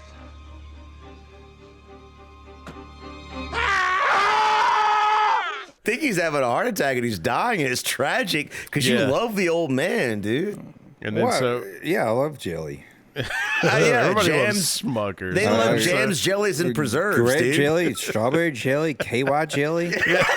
All the jellies. All the jellies. This is what it would taste like.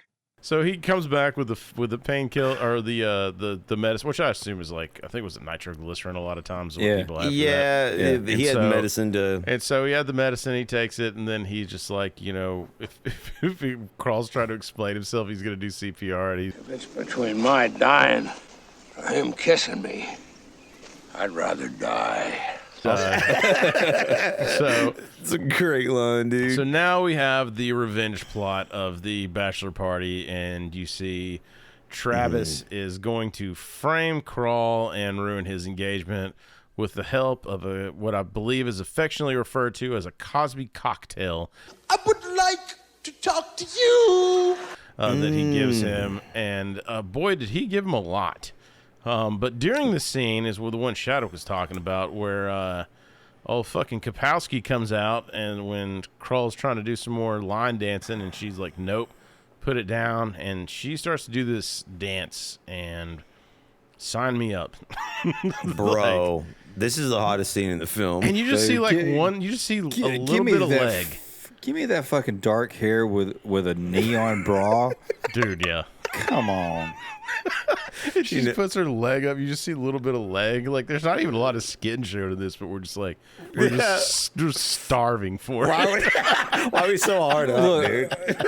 Because we grew up with her. Yeah, we did. Dude. We've been beating it since we were 12 years old with this girl. Yeah. And now she's finally giving us what we always dreamed about in our own filthy personal fantasies. I always knew she was a slut.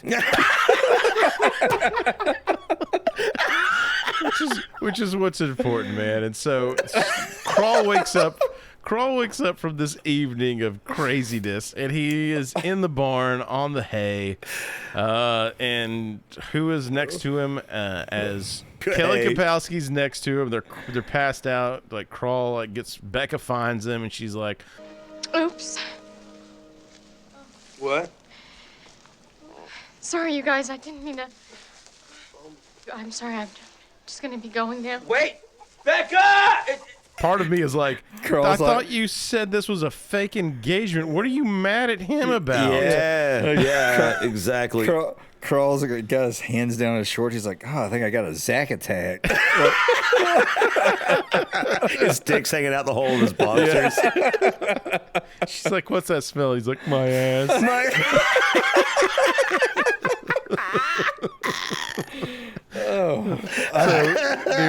I'm drunk. Yeah, let's wrap this one up. So after this, you're like, okay, this is when all the fucking dirty laundry comes out. Becca's mad at Krull. Krull like kind of fires back at Becca and is like, dude, you did this. Like, I didn't do anything wrong. Yeah, like, she calls him out for being a hypocrite because obviously she caught feelings during the film. Mm-hmm. She likes him and he likes her. And obviously he tries to defend himself. You know, he's just like, well, you know, I don't remember what happened. I'm being honest. She doesn't believe him, rightfully so. But he's like, well, hold on. Like, you're the hypocrite anyways, too. You're the one that wanted me to do this. You couldn't handle your own problems. And he calls her out. He says, have you even told anybody the truth yet? Because she's put it off the entire film, and she hasn't. Because she's a coward. And she doesn't want to deal with her own problems and her family. And I understand why that is, but it still makes her a coward. And so they have a knockdown, drag-out argument, and they decide to split up. He takes his ring back from her. What I was going to say earlier about the part that doesn't line up is fucking like when they wake up and Kelly Kapowski gets in her car, she's about to leave, and Travis is like, he comes over and he's fucking spinning this yarn about you and Krull were all over each other. Yeah. And he's like, after what we had, like, you're so low. And I'm like, dude, you were cheating on your girlfriend with her the whole time. The entire time. And she's low? She's the problem? Yeah, you fucking dickhead. I would say that was a plot hole, except for the fact that, like, some narcissists actually do shit like that. Yeah, no shit. I'm sure. Men and women, they will try to manipulate you to constantly think you're the bad guy. And I think that's what he is. You know what that'll get you? Plot. Divorced. I'll tell you the part of this movie that hits me the hardest, I think, is when Krull's about to leave and it's him and Zach. Yeah. And he's like, so no wedding? And he's like, no, wedding's off or whatever. And he's just like, if you find a baby fresh nug out there, send her my way. You got it. Okay, all right? Be good. it's just like realization where you're like, dude, I'm not going to see you again. Like, I don't know if you guys have ever had that with maybe somebody you've been friends with and they move away, or somebody that's like, even sometimes it's like you work with somebody, they get a better job and they leave or do something where, and it's like, yeah, you're like, good you point. think you say like, hey man, we'll keep in touch, but you know you won't. Yeah. And this is it, right? This is probably the last time you're going to see this dude. This is a finality, and you're right. It feels that one hit me, and Zach softens it with the, if you see a whatever. Baby farm fresh nug or whatever. Yeah, send her my way. And But then you so know he Crawl's won't. got his Louis Vuitton garbage bag, and he's heading out the door, and he's gonna hitchhike back to California somehow. Right. And old Kelly Kapowski figured out, whoops, I had to move my seat back or seat up. Like, why'd I have to move my seat up? And then she reaches down. Yeah, and she reaches down and she finds the fucking Cosby cocktail combo, and she's like, well. I would like to talk to you. So they go back. Travis has already like weaseled his way back in the family, like super fast. He's there for Becca, quote unquote. And then the fucking Crawl shows up, and then Travis is ready to fight him. And they're like, even Grandpa's like, Wait a minute. I gotta tell you, Travis, it really tweaks my melon to see a buff bro like Crawl here get wheezed on by a greasy scumbag like you. oh, dude, it's nails on a chalkboard. But I still love because with a name like Smokers, it has to be good. It has to be good. And so they get to talk, and so he brings Miss Kapowski back in. What was her real name in this? Was it Stacy? It was Tracy. It's Tracy. It's Tracy. Yeah, so he Whatever. brings Tracy back in, and Tracy spills the fucking beans. You find out that They were drugged. No. And Theo. and speaking of Cosby, Theo was involved in the problem the whole time. Rest in peace. Yeah, that's true. But Yes, that's true. you find out that like he was, oh hell, we were just having some fun with him, and then it's like, he's like, well, he gets fucking fired. Yeah, dude. It all comes to a head, bro, because we find out the plot. Theo admits he spills the beans. They drugged, obviously, Crawl and Tracy, and put them in the barn together to frame them. And this is part of Travis's master plan. And he's super agitated, man. He's mad. He gets so angry, and he's gonna fight him, dude. He's not done. He's ready to fight Crawl. Good. Oh! Majored in karate for 2 semesters. But Crawl majored in karate for 2 semesters, dude. Suddenly he's 2 semesters. Suddenly he's Bruce Lee, and he gives him the freaking like back fist and like Dude, the I knee know. in the groin, dude. GG, it's over. Dude. Good times, man. And so they don't really admit that the engagement was They a never lie. And so like what they say is she's like, Carl and I were never actually really Sure about the wedding date. So we're gonna put things on hold for just a little bit, and we'll see how things develop. Hey, I can respect that. Oh, yeah, that's a hell of an idea. Hell of an idea. dude, when that dad said that shit, I was like, of course, like that's fucking money right there. That's a hell of an idea. Just overselling the shit out of it, like not sincere at all. He's just stoked they're not gonna get married. and then they have the family photo, man. Freeze frame, the end. Good shit though, man. I love this fucking movie. God, it's Go so watch. good. Despite the obvious flaw in this movie of the guy not really playing the drums, this movie is great. Dude, Did you say obvious? if you're a Pauly Shore fan, if you've never seen it, we highly recommend this one. This is a good holiday film, and those are the ones that if you're a Kelly Kapowski fan, you're just hard up, dude. This is one to watch. You want to get some poison out. If I'm not mistaken, gentlemen, correct me if I'm wrong, but like we did this one because there's not a lot of like Thanksgiving sort of family films out there. Right? We're in November. We're in the Thanksgiving season, and it's basically like 1 or 2 more movies other than this are Thanksgiving movies, man. Yep. Yeah, check in with us next year for Dutch. Yeah. Yes. He's in Tennessee, by the way. We're going to talk about that one. He is. Nice. He goes to Tennessee that's for right. the fireworks, man. Yep, that's true, man. We'll talk about it. So, all right, guys, from the movie Son-in-Law, what is your favorite line? And I'll start off, and mine's going to be... Steven Tyler PJs! Steven Tyler PJs! The classic Pauly Shore nonsense, dude. Shadwick, what do you got?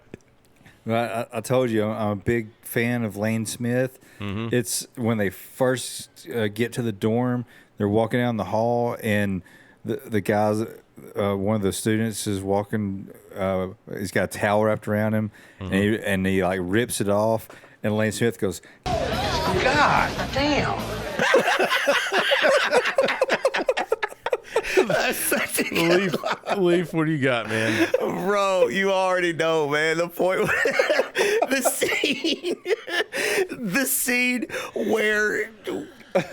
the scene where Crawl is walking into the clothing store and those two guys are sitting on the bench and he's like, Inbreeders.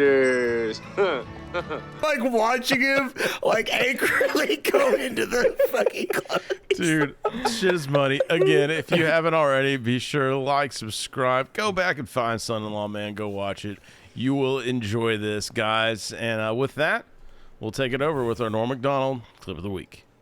And now Weekend Update would like to wish a happy birthday to comic legend George Burns, who turned 100 years old today.